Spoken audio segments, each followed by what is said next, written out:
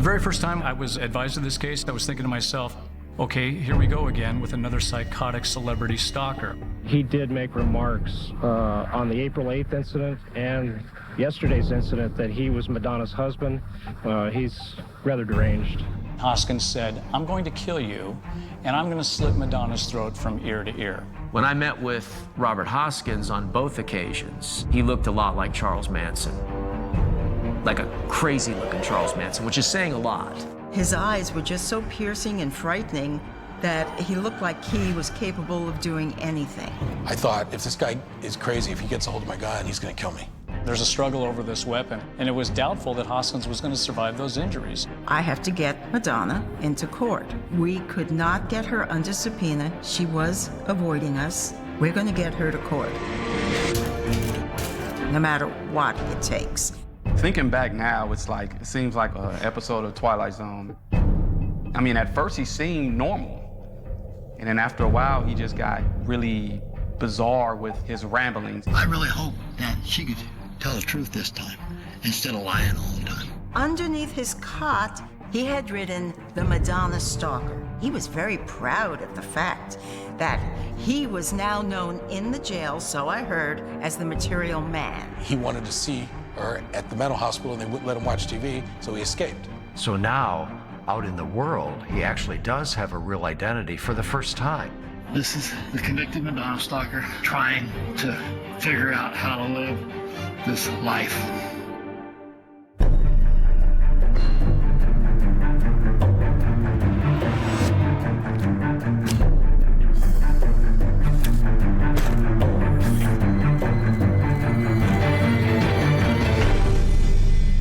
April 1995. Madonna is reigning over the charts. The Queen of Pop is known around the globe for her boundary-pushing performances.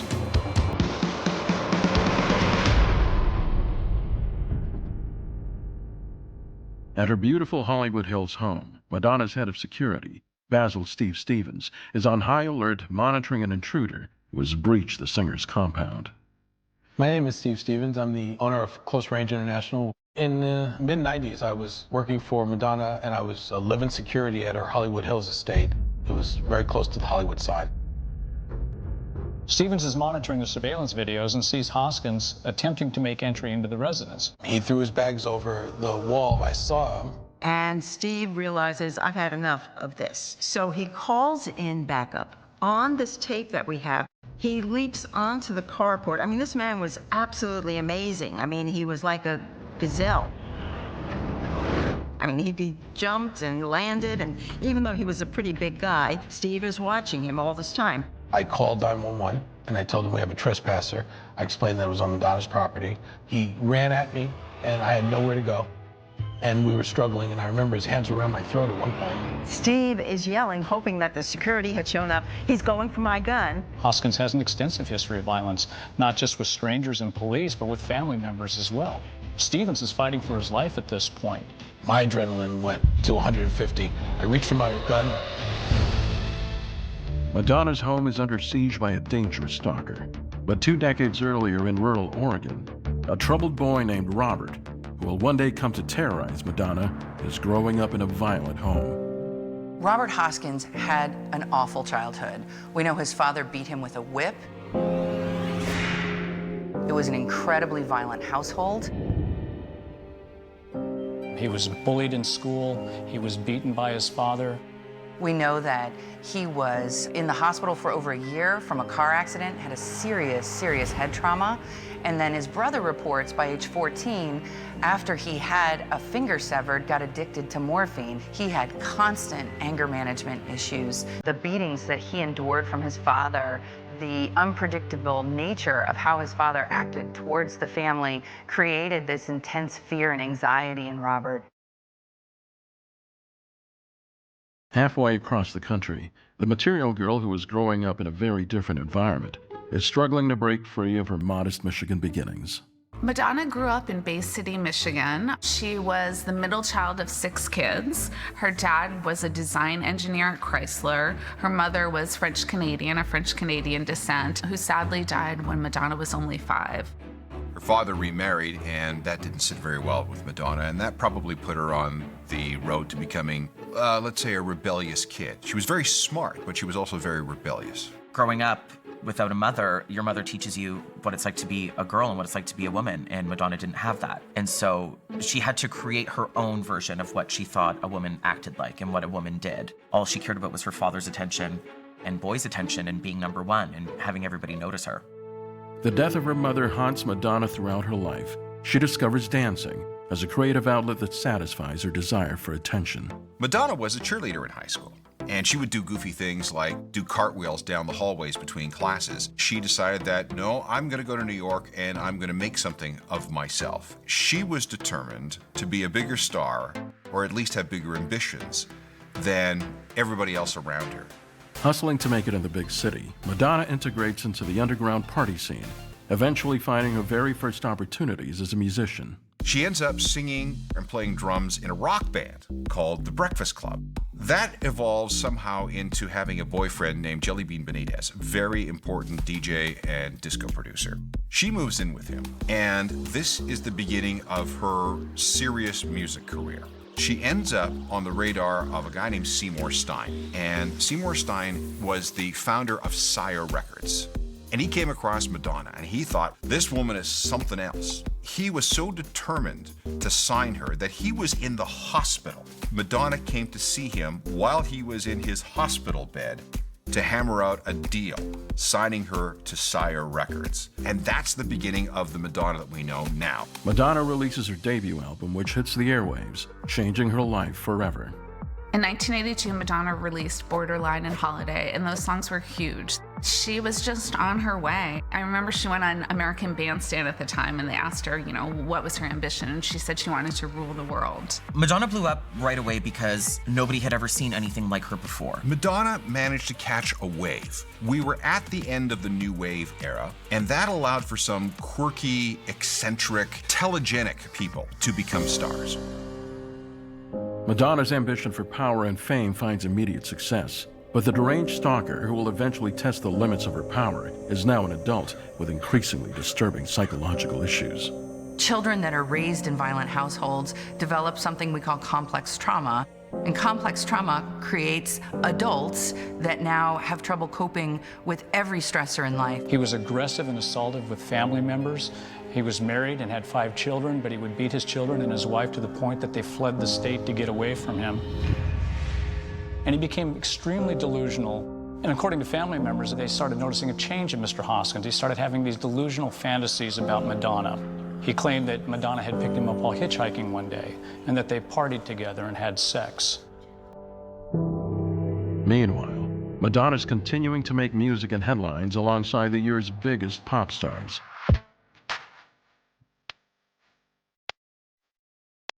Madonna probably wouldn't be Madonna if it hadn't been for her ascendance, her appearance in the immediate aftermath of MTV and the blossoming of the music video, something that helped sell millions upon millions of records. The Like a Virgin era is the birth of Material Girl. For 30 years now, people have been calling Madonna the Material Girl. She performs Like a Virgin at the very first MTV VMA Awards. She's so provocative and so forward with her sexuality. Everybody was talking about her. Everybody wanted to know who this Madonna person was and who did she think she was. And it blew up for her. It was a calculated risk. Can I be outrageous? And can I push the edge of the envelope when it comes to female sexuality? And can it take me to where I want to go? And the answer to all those questions was yes. But as Madonna's climbing the charts, Robert Dewey Hoskins is headed down a dark and dangerous path. Stalking is a pathology of attachment because a person is not seeking to be close to somebody that loves them. They're seeking to be close to somebody that doesn't want them around. And that's remarkable, to seek closeness to somebody who's continually rejecting you. We have many documented incidents of his trouble controlling his anger and his trouble controlling his impulses. And this can be directly related to his being raised in such an abusive family. While Hoskins and Madonna may appear to be worlds apart, their lives are about to intersect on a terrifying collision course. Law enforcement authorities in Oregon and Northern California were very familiar with Hoskins. He engaged in violence chronically in a variety of circumstances. This was a man who was so damaged and so dangerous that, in my view, the only safe place for him to be was behind bars. As the 80s gave way to the 90s, a deeply troubled Oregon man named Robert Hoskins delves deeper into his own dark and unstable mind. While over 3,000 miles away, on the other side of the country, Madonna continues her climb towards pop superstardom. It's one thing to want to be famous. It's another thing to actually make it happen. There are very few people who can follow through on those ambitions. She was just one of them because she had the talent, she had the drive, and this almost pathological need to be popular and notorious. Her wild popularity and increasing success bring with it more intense media scrutiny, and her brief marriage to Hollywood bad boy Sean Penn is just fuel for the fire. The Sean Penn story is interesting. It's one of those cases where two famous people find each other and decide that, well, nobody really understands what we're going through, so at least we'll have each other. They shoot this movie, Shanghai Surprise. It's a total disaster. Literally one of the worst films of all time. She looks great, though. That was at the time when Sean Penn was probably at his most combative when it came to people like paparazzi. So they were always in the tabloids. They were always in the gossip magazines. They're both living in their bubble. He's a Hollywood movie star. She is a super big pop star. That is not a recipe for normalcy. When things began to go south with Sean, what was it going to be, her or him? Her career or him? Well, we answered that question. It's 1991. Madonna has 3 multi-platinum albums to her name when she unleashes Truth or Dare, the controversial film that ups the ante on her raunchy reputation. The Truth or Dare documentary was huge at the time.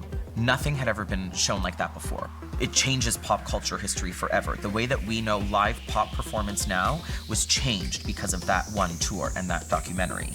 And it gave us an idea that Madonna was this strong, ambitious role model for a lot of women. Here was a woman supremely in charge of her career, of her music, of her image, of her life. I think it gave us a completely new idea of who Madonna was. She wasn't this effervescent pop star that was flitting from style to style. She was somebody that was firmly in control of everything that she wanted to be. While Madonna rides a wave of controversy and success, rapidly expanding her fan base and iconic status, Robert Dewey Hoskins is developing a bad reputation with police.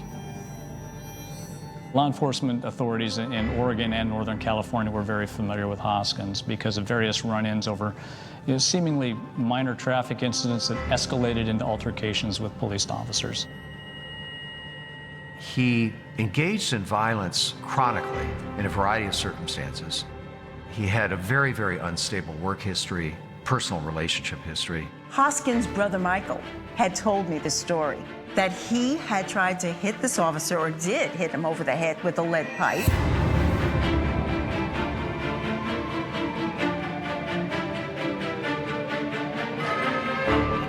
And then when he was arrested and he was in his cell, he stuck his head into the toilet, kept flushing the toilet, and yelling that he was trying to drown himself. I mean, this guy was crazy as a fox, let me tell you, because he got off on that charge on insanity. Hoskins is drowning in a sea of troubles. It's 1994, and Hoskins' life is crumbling around him. His wife files for divorce and takes his 5 children. The obsession with Madonna appears to have started about a year before he approached her property, and that comes from the brother and from the brother's wife. He was living on their farm with them in Oregon. The brother said that he was doing way too much amphetamine, that they were tired of his antics on the farm. And when you use chronically the drug amphetamine, you can develop what's called an amphetamine delusional disorder. You entertain fixed and false beliefs. You become delusional because of the drug. But soon Hoskins' behavior goes from bizarre to dangerous as he reveals his escalating obsession with Madonna for the first time. He intimated to family members that he had met Madonna one time while hitchhiking and that he and Madonna partied together and had sex. He often talked about going to Los Angeles and meeting Madonna at her residence and making Madonna his wife. On one occasion, he said that he was married to Madonna and that he had seen God and that God had told him that they were destined to be together forever.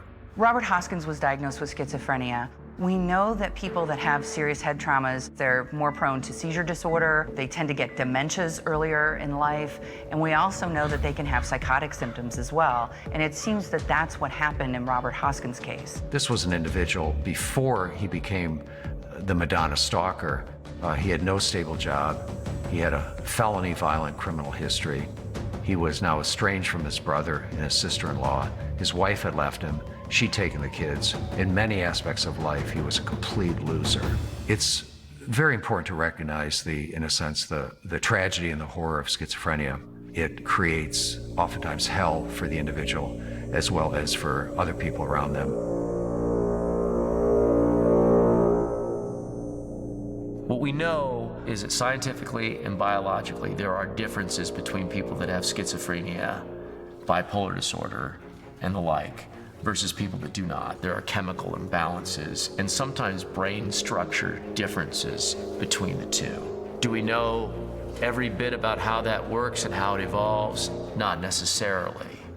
Do we know what medications can help treat them? Sometimes, many times. But even with treatment, some people still don't get completely well. Treatment is very much an area of ongoing development. Fueled by delusion and methamphetamines, Hoskins formulates a plan that will bring him closer to the object of his desire, the material girl herself. This guy came and I was up in my room, and in my room I had a television set, but I also had 3 monitors. And these monitors also monitored the whole property with cameras. When I looked at the monitor, a white male was throwing his duffel bags over the fence. I immediately put on my firearm and I went down to greet him. Los Angeles, 1992. The Queen of Pop continues her musical evolution with the release of her new album. Truth or Dare was released in theaters in 1991, and then after that, Madonna releases her erotica album. This album was very controversial. It was overtly sexual, and Madonna's sound and look had changed a lot. She was much more sexy. She released a sex book, which essentially was softcore porn. Madonna chooses to put down roots, purchasing a sprawling home in the Hollywood Hills that quickly becomes a fixture on millions of star maps available throughout the city. If you've ever been to Hollywood, you'll know that there are people on the side of the road that are selling maps to stars' homes. Now, it's not always people who live in those houses now, it's people who used to live in those houses back in the 20s, 30s, 40s, 50s, whatever. But it still seems to me a little bit weird that you can actually tell somebody where somebody is living. As Madonna's getting comfortable in her picturesque home, drifter Robert Hoskins is living on his brother's farm in rural Oregon. But in April 1995, Hoskins leaves the farm heading to sunny California, specifically Madonna's Hollywood home. In the mid-90s, I was working for Madonna and I was living security at her Hollywood Hills estate. It's somewhat of a castle off of Mulholland Highway. Bugsy Siegel had used it as a speakeasy and a house of prostitution when he was running the mob out here in the 30s and 40s. But Madonna bought it and painted stripes on the house and called it Castillo del Lago, Castle by the Lake. My job was to secure the property, make sure that no one got into the property, take care of Madonna when she was on property. And I was living in there right after I got divorced, so I needed a place to live, and it was a perfect opportunity. We had many attempts at people trying to get into the property before, but if they're imbalanced, there's nothing to stop them from coming to you. And if they feel like they can't get you and they're prone to violence, there's nothing to stop them from hurting you. Madonna's head of security, Stevens, has every inch of the property under surveillance, designed to protect Madonna and her home. I was up in my room, and in my room I had a television set, but I also had 3 monitors. And these monitors also monitored the whole property with cameras. Anytime one of the areas was breached, an alarm went off, a small alarm went off, so immediately brought my attention to the camera. When I looked at the monitor, white male was throwing his duffel bags over the fence. I immediately put on my firearm and I went down to greet him. Little does Stevens know the unwelcome visitor is a psychotic individual who is out to harm Madonna and has now tracked her down. And as soon as he saw me, he turned around and ran. He moved pretty quickly, threw his bags back over, and took off. So I thought that was the end of it. I reported it to the police. It was just a simple trespass, and nobody thought anything of it. For Madonna, dealing with crazed fans is nothing new. But little does Stevens know, Hoskins represents a whole new level of threat. Many times people that are stalking a celebrity based on a delusion aren't going to stop. About 2 weeks later, Madonna was in town. Madonna was out on a run with her personal trainer. The same gentleman came back and rang the doorbell again. He said, "My name is Robert Hoskins, and Madonna's my wife." There was a verbal altercation that ensued. Stevens advised Hoskins to go away, at which point Hoskins said, "I'm going to kill you, and I'm going to slit Madonna's throat from ear to ear." And he told Stevens that he had this note for her that he wanted to make sure that Stevens passed on. The note Hoskins leaves behind, scrawled across a religious paper, is a window into his demented reality. That note provided us with some information. The note itself was written on a biblical text written by an evangelical pastor named Tony Alamo, who also is a federal convict. And this was the note that Hoskins selected to write across it.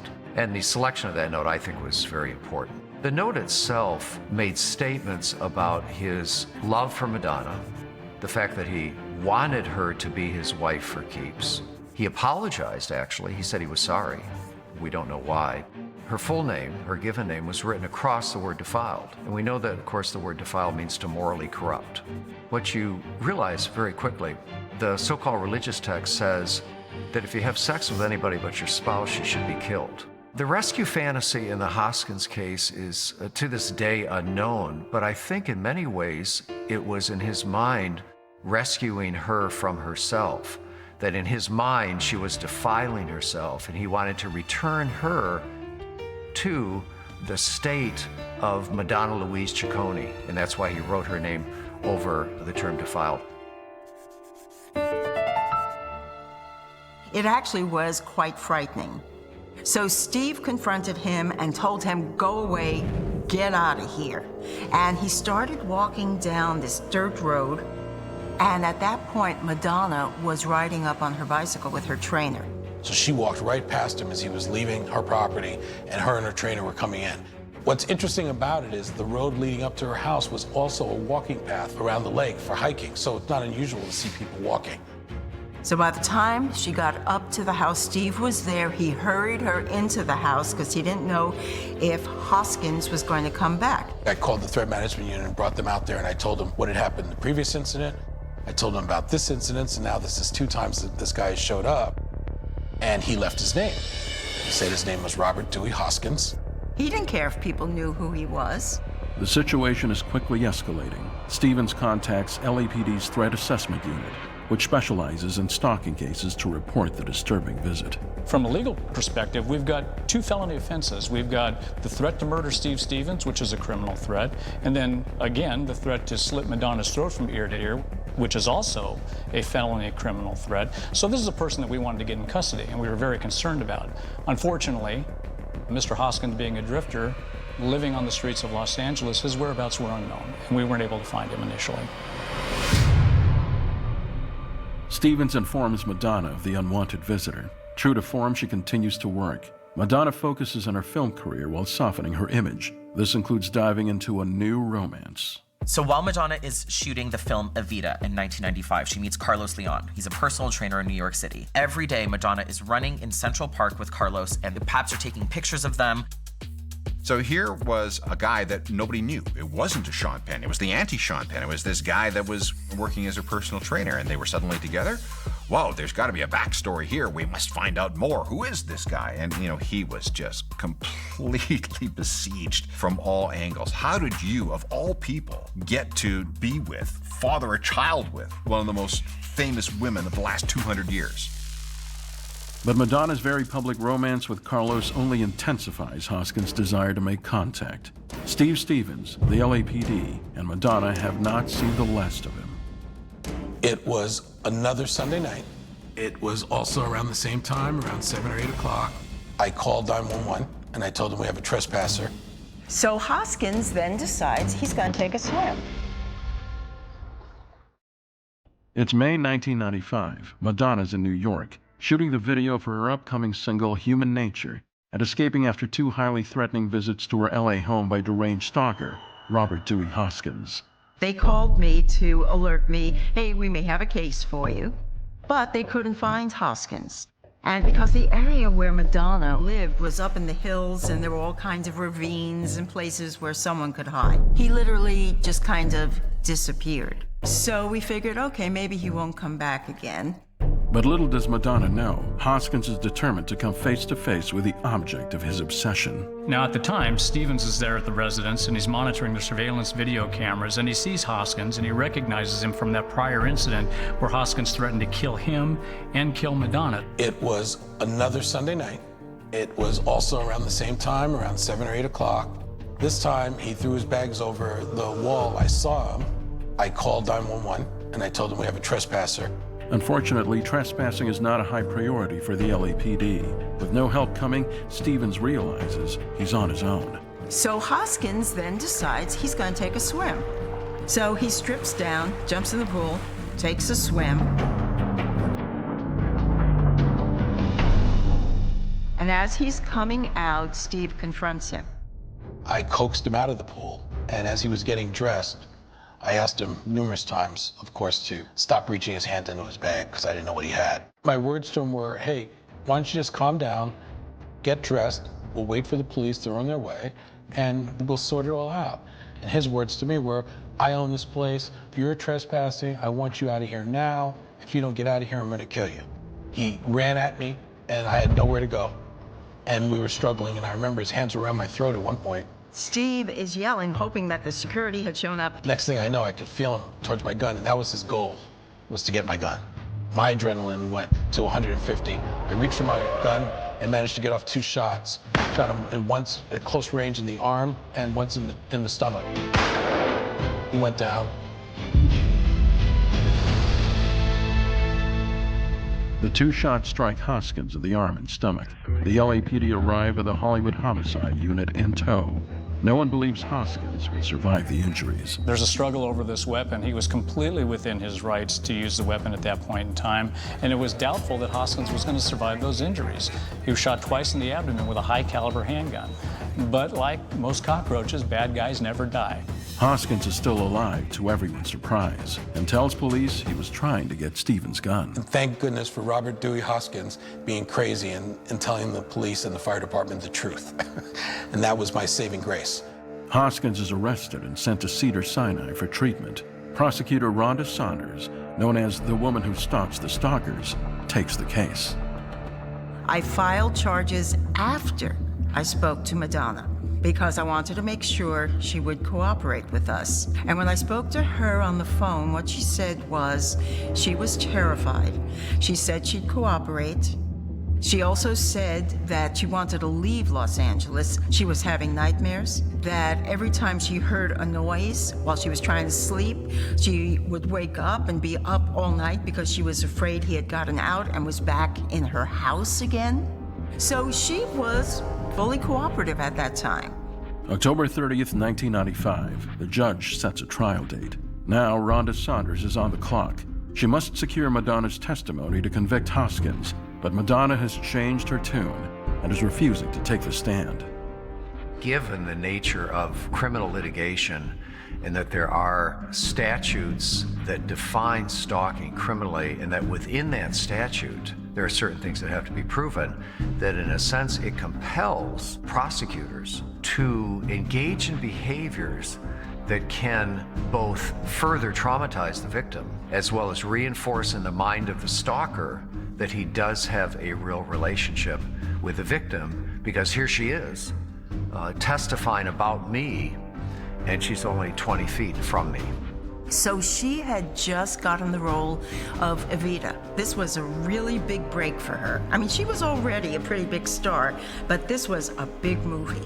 Now, we have to bring a trial to fruition within 60 days from the time of his arraignment, or the case gets dismissed. The defense refused to waive time, so I have to get Madonna into court. We could not get her under subpoena. She was avoiding us. What happens if we don't get her?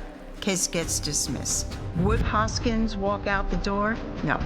Here in California, we're allowed one free bite at the apple. Case got dismissed.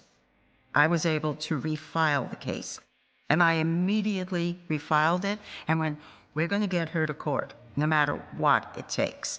I mean, we had surveillance tape. We had a great case, except we didn't have the victim in the case. She was a victim. He was after her. When it came time for the case to go to court, I don't think she really wanted to go. It was about 6 months later, and she kind of out of sight, out of mind. Madonna refuses to cooperate and avoids the situation by quietly moving between New York and Los Angeles. With no other options, Saunders is forced to send LAPD detectives to stake out her Hollywood home to secure her testimony. Someone close to her gives us a call. The dog has arrived. Now, what that meant was, whenever she would go to one of her houses, she would send her dog ahead, a couple of days ahead. That meant she's coming back to California. Along with Detective Andy Purdy, Rhonda prepares a subpoena to force the Material Girl to testify. It won't be easy, but Saunders knows she doesn't have a chance without it. We get our subpoena ready. Andy is just raring to go on this. And he goes, and he is, quote, staking out the house. Now, we knew that when she was in California, she had a regular routine where every day at 2 o'clock, she would go jogging. So I had a feeling she was going to be coming out pretty soon. Sure enough, there she is when he gets back. She's already starting to jog. So Andy and his partner try pulling the car next to her, rolling the window down, trying to serve her, saying, here's a subpoena, we have to do this trial. She said something very unladylike to him. This really got him angry, so he jumped out of the car and starts running after her.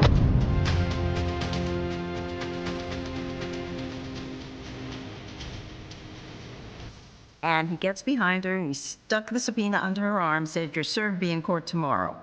And she says something else, lets it drop onto the dirt, and literally runs over the subpoena. There is a dirt footprint on the subpoena when Andy brings it back. I was not going to let this case slip through the cracks. Hoskins was going to go to prison, and then hopefully after that, he'll go to a lockdown mental hospital where he belonged. So Madonna was coming to court, whether she wanted to or not, to testify. Saunders ups the ante with a $5 million body attachment. Madonna will have to show up or pay up. In order to get her into court, I had to get this $5 million body attachment, and I had to address it in front of the jury because I had to prove she was afraid. But she had told me at the beginning that she was frightened and had nightmares. Well, she was afraid. She didn't want to come forward and face Mr. Hoskins as she testified under oath. But she wanted the case to be handled, but she did not want to be involved anymore. I got a call from her lawyer who said she was not very happy about it. I was asked to just release the body attachment, she'll show up for trial, and to be very honest, my response was, yeah, right. I mean, we had had such a problem trying to find her previously. We had the case dismissed. This was not going to happen again. The trial is set for January 1996. Against her wishes, the Material Girl will come face to face with a mentally unstable man who promised to slit her throat. But everyone involved will soon learn the divine nature of Hoskins' delusion. He's explaining here how his whole thought process worked. You know, the fact that Madonna was the mother of all, that she was God, that she was running the world, and that he was just trying to find her after he married her when she was in male form on a tour bus in Denver, Colorado. January 1996. Robert Hoskins is on trial for stalking Madonna. In addition to the stalking charges, Hoskins is accused of making terrorist threats and assault. As the trial approaches, prosecutor Rhonda Saunders receives a bone-chilling call from another Hoskins victim, his ex-wife.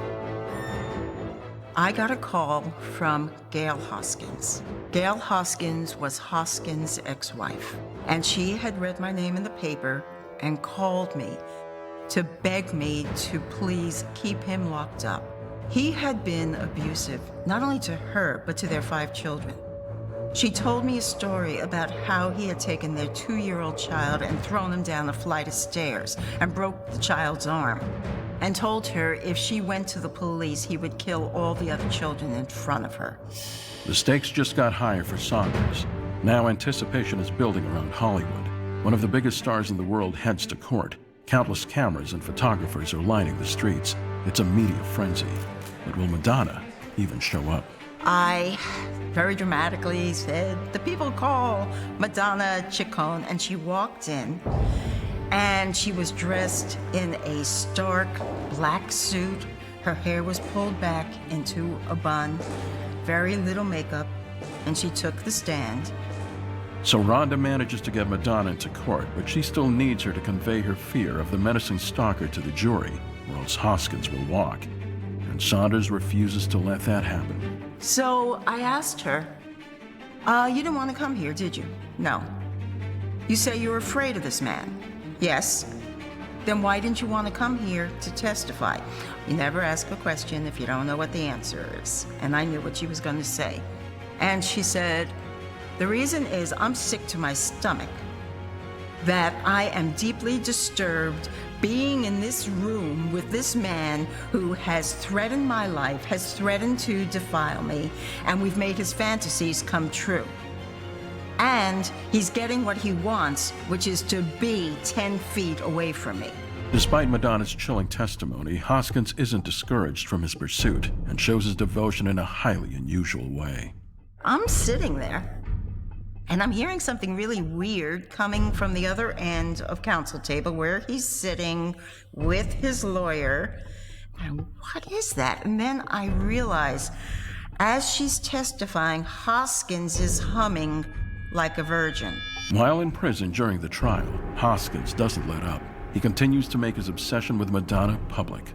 I get a call from one of the jailers, and he had walked past the cell, and on the wall, in big, big letters, is, "I love Madonna. Madonna loves me." And then, underneath his cot, in bigger letters, he had written, "The Madonna Stalker." Because you have to understand, he was very proud of the fact that he was now known in the jail, so I heard, as the Material Man. Any defendant with mental health concerns requires a proper evaluation. So Saunders brings in 2 renowned forensic psychologists to offer their opinion. About halfway through his sentence, a colleague of mine, Dr. Chris Mohandi, actually went into prison and interviewed Hoskins and videotaped it. And then both Dr. Mohandi and I looked at that videotape, and it was clear to us that he likely did have a major mental disorder. He was now amphetamine-free, so we could conclude that the amphetamine did not cause his major mental disorder, but that he had a mental disorder separate from his drug use. So Robert Hoskins had this belief that the Madonna entity, this spiritual, God-infused entity, had existed since the beginning of time and would possess different physical bodies. He actually believed that Steve Stevens, Madonna's bodyguard, who shot him, was not Steve Stevens. He believed at that moment the entity had moved to Steve Stevens' body, and that when he was shot, it was Madonna who had shot him. The Madonna entity was in Steve Stevens. That's what he told me when I interviewed him the first time. He's explaining here how his whole thought process worked. You know, the fact that Madonna was the mother of all, that she was God, that she was running the world, and that he was just trying to find her after he married her when she was in male form on a tour bus in Denver, Colorado. And all this makes sense to him. There's a flesh world, there's a spirit world, and there's all these unique components of how it all comes together in his delusions. And understanding his delusions helps you understand, you know, what he's likely to do and why he's doing it. In the end, the jury finds Hoskins guilty in all charges: stalking, making terrorist threats, and the assault of Steve Stevens. His sentence is 10 years in prison. I spoke today with Madonna immediately after the verdict, and she asked me to release the following statement. Quote, I am very relieved that the defendant has been convicted in this case and justice has been served. I hope that the outcome of this case helps other stalking victims know that the system can and does work. At that point in time, as an investigator, I'm fat, dumb, and happy. We've put our suspect on ice. Madonna can move on with her life. And in fact, at that point in time, Madonna had moved out of the country and was living in England. 15 years later, in 2011, Hoskins has completed his prison term, an extended sentence in a state hospital. But his obsession with Madonna hasn't subsided at all. Hoskins turns to web designer Odell Bodie to help him take his rantings online. A middle-aged white guy comes in and introduces himself. He says, hi, my name is Robert Dewey Hoskins. I'm the convicted Madonna stalker. And I'm like, whoa, okay. First thing, I just told him to go get a domain name. What would you want your domain name to be? And he said, convictedmadonnastalker.com. This is the convicted Madonna stalker again, 2009. Although Hoskins' website was never published online, his plan was to upload videos to share his side of the story. But his recordings only reveal a deeper look into the evolution of his obsession. They just blowed everything out of proportion, just completely. So I took it to court, got about 12 years, and done my time, and now it's my story. It's time for my story to come out now. I hope to get this completely resolved and go forth with my life, whatever's left of it. And I really hope that she could absolutely tell the truth this time. Absolutely. Instead of lying all the time. Thank you for listening to the Convicted Madonna Stalkers website.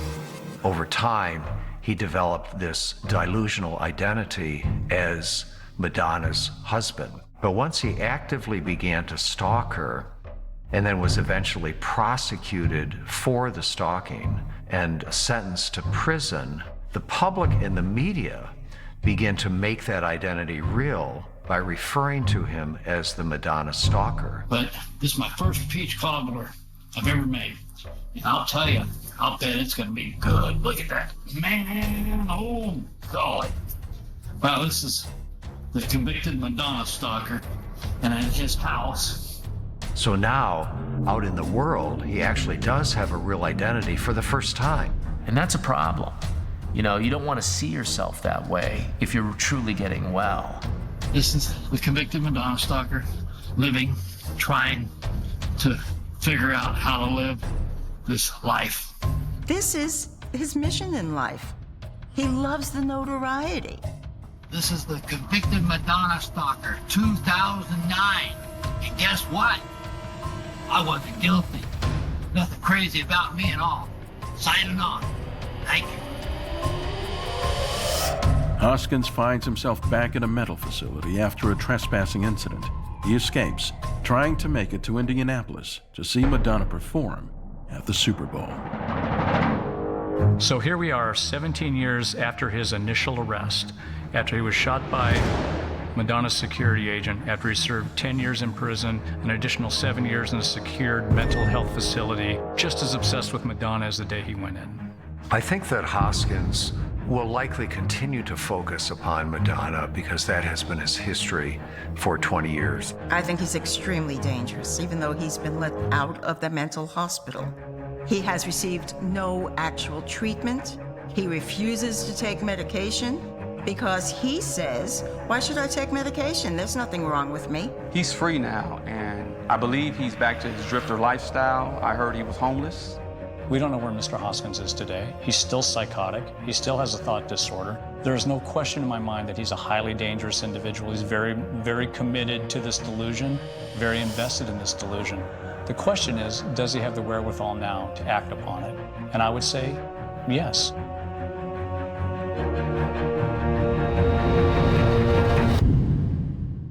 Any controversy, any personal problems in Madonna's life have turned out to be speed bumps. She has transitioned into becoming one of the most lucrative touring acts on the planet. She is not done with us by a long shot.